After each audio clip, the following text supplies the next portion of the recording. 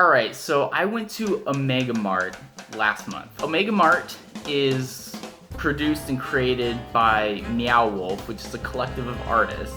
And this attraction is housed within a venue called Area 15 here in Las Vegas. Really cool place. So in front of Area 15 is this, like a statue garden, a sculpture garden. There was like this colorful archway sculpture. They had this giant robot that was lying on the ground, and this owl that was flying. Well, it wasn't really flying, but it looked like it was flying.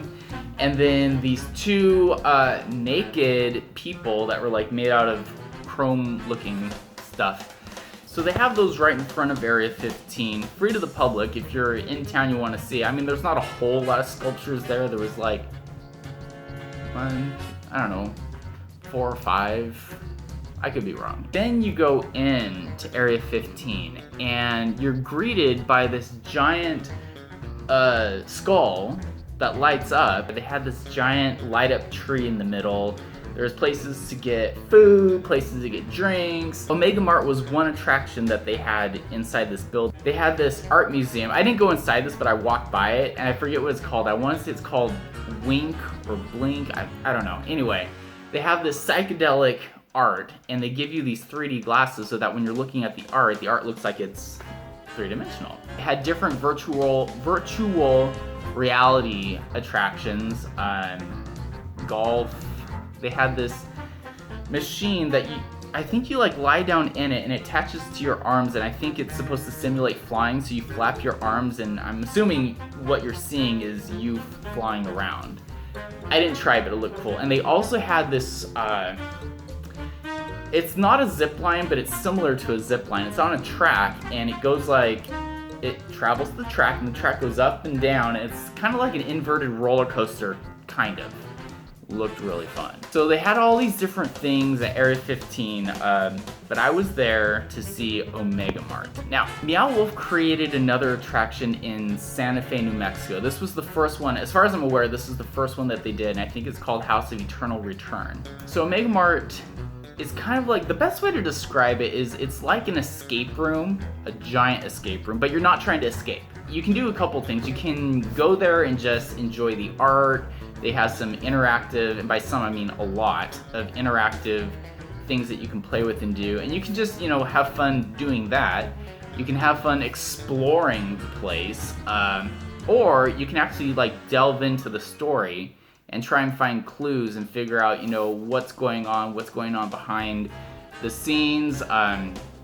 What is Omega Mart all about? I didn't dive too hard into it. It would have taken, I was there for like 2 hours, and I could have been there for many more hours if I had tried to do all that. But basically the gist that I could tell is that there was a grandpa, a mom, and the daughter had gone missing or something, and there's a whole story about it. I want to put a disclaimer here, I probably should have done it earlier, that when I went there, I purposely didn't get a bunch of video because I just wanted to experience the place. I wanted to be present and just enjoy what Omega Mart had to offer. I didn't get as much video as I could have, and what you see in this video does not cover everything. So I just wanted you guys to know that there's more there than what I'm covering. So you go into Omega Mart and it's like this grocery store, and it's weird. They got these trippy items, vegetables with arms and legs. They have these weird meats. You should go to the meat counter. If they have the worker there, she'll like tell you about the different meats. The lady that was there, she did such a good job telling me about the different meats and how to cook them and everything, because it's weird. Like one of them, you put it in the oven, you don't turn the oven on, and it cooks in like 5 days or something. You can actually buy like 98% of the stuff that's in the grocery store. It's weird stuff, it's expensive, but when in Vegas. There's all these different portals that transport you from the grocery store into, they call it the desert. My first one that I went through was through the tent. I don't think I got video footage of it, but they had this tent for sale in the grocery store. And like there was this hole in the back of it, you crawl through it like Alice in Wonderland, and then you emerge into the desert. Another cool one was they had this shirt display in the grocery store, and if you like go behind the shirts, there's a spiral staircase that takes you up to like this like dark kind of corporate area. So, but you emerge out of like a filing cabinet. I loved it. You come into the desert and it's like this open area with, it looks kind of like you're in a canyon. There's all these projections everywhere, really cool music. There's lights on the ground. It's trippy in the best possible way. They have a couple of huts there. And this one hut, this was my favorite part of the entire thing. There's a hut and you go in and it has like this little fireplace, but there's no fire. And if you crawl through the fireplace, it opens up into like this cave that goes upwards, and they have this rope, and so you climb up this cave and you emerge out of this door at the second level to these colorful tree-looking, synapsy looking things. Near those synapse trees, they have these it's like bottle cap installation art. I don't know how that connects to this. Well, honestly, I don't know how most of this stuff connected to this story, but it was there. And so they had all these like bottle caps and stuff like I think they were nailed to the wall in these really cool designs. They had this hallway, and this hallway leads to the dark kind of corporate area, and there's these different doors on the side that go to different attractions. One of them was the infinity room with these mirrored walls and these giant faces that have images projected onto them. That was trippy.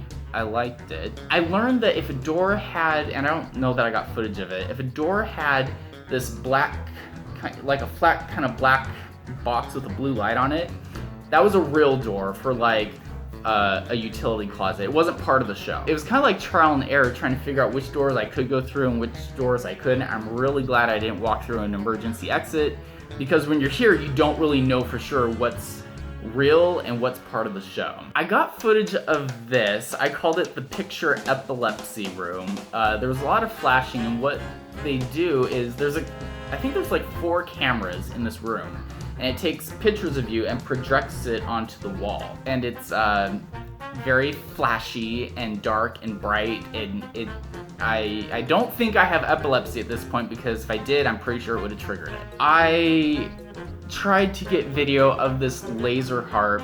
It did not turn out very well. I don't even know if I'm going to include it in this video, because you're going to see it and be like, what is he recording?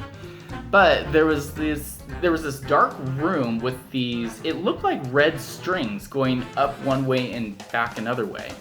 But they weren't strings, they were lasers. And if you put your hand like past the laser, and you have to go kind of deep, it like makes a sound. And depending on how far up or down your hand is, the sound changes. So you could play this instrument, I guess. It was really cool. Again, I don't know how this connects to the story, but it was a fun thing to play with. There's this other room. I think they called it like a mind worm or something. This was the most bizarre room. I don't understand it, but in part of the room, and it's gonna look weird in the video. It's gonna look weird. But anyway, you go into this dark room, and there's this fabric, and they're projecting images onto it, and when you get close to it, it inflates and looks kind of intimidating. And then when you back away from it, it just kind of dies down. I don't know what else is supposed to happen in this room, but I know that happened. There was a lot of things in Omega Mart that I didn't know how it worked, and I didn't like. It was interactive, but I'm like, am I actually doing anything? Is pressing this button doing anything? Is turning this wheel, is it doing anything? I'm not really sure. There was a lot of that. They have 3 slides, and these slides are intense. Let me tell you, they go fast, and you slam against the sides of it. It was so much fun, but a little painful, but fun. One of these slides they call the black hole, and it is pitch black in there. You don't know which way it's gonna turn, so you can't like brace yourself for how it's gonna move. Again, it was intense and it hurt a little bit, but I would do it again. It was so much fun. It was so fun to see these grown people going down slides like kids. This place was a blast. One of the most beautiful parts of Omega Mart is this, I'm gonna call it the gear room, and it's white, and sometimes it's like backlit, And so sometimes the white room is backlit with white light, and other times it has rainbow colors. And the colors kind of move around, and it kind of makes it look like the wall is moving. It was beautiful. I loved it. It had this other room that was made out of, like, I don't know if it was plastic or glass, and it looked kind of three-dimensional the way the light played on it. And they had this other hallway with like these geometric triangle designs that lit up different colors. When I was in there, I think it was pink and blue. Once again, I don't know how this connected to the story. Supposedly it does. There was this decorated skeleton in like a glass coffin, and that whole room was just so weird in a beautiful way. And whatever they did with the lights, it changed the colors of the pictures on the wall. It was fantastic. It was like, it blew my mind. I enjoyed it, and there's so much sound. I'm not saying it's noisy, but there's music and sounds all over the place.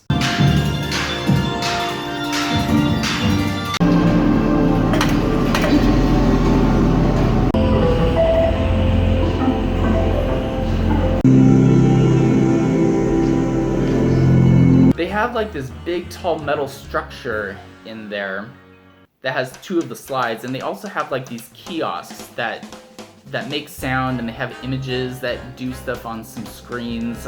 I didn't really understand how it worked, but you could make some cool music on it.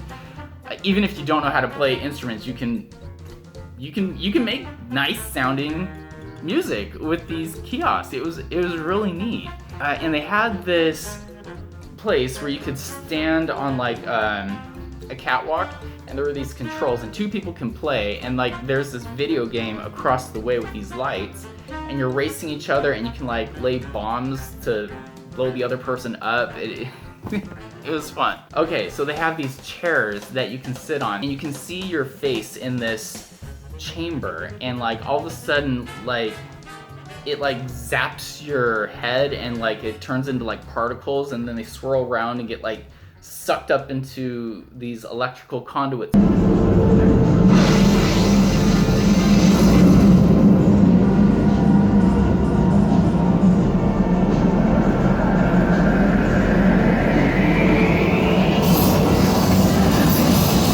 There was this employee break room that they have. It's a fake employee break room. And I was looking at these lockers, and I opened one of the lockers, and there was a doorknob, and then all of a sudden, like, all the lockers opened towards me. It freaked me out because I wasn't expecting this to happen. And then some lady walked through. And I told her, she scared the crap out of me. But apparently these lockers, it's a doorway to another part of Omega Mart. Well, the corporate headquarter part. And she wasn't part of the show. She was just another person there who was exploring and happened to come out when I was discovering these lockers. I seriously loved it. And I didn't figure out what the whole story was. It sounded like the granddaughter somehow crossed temporal planes and like turned into a being of light or something. I don't know. But anyway, when you go there, you can get these plastic cards from the workers, and you'll see different kiosks that say boop here. I felt like such an idiot because I saw this boop here thing, and I'm like, am I supposed to say boop to this? Am I supposed to tap something? Like, what does it mean to boop something? You get these plastic cards from the workers, and that's your card to keep, and when they open more Meow Wolf experiences, like, you can take that card over to these different places, and it keeps your the experiences that you have there somehow do stuff in the other places. So right now there's Omega Mart, there's House of Eternal Return, and I think they're going to open another one in Denver somewhere. If you have the chance to go to this, I highly recommend it. Honestly, it's memories that I'm glad that I have. So hope you're having a good night, and take care.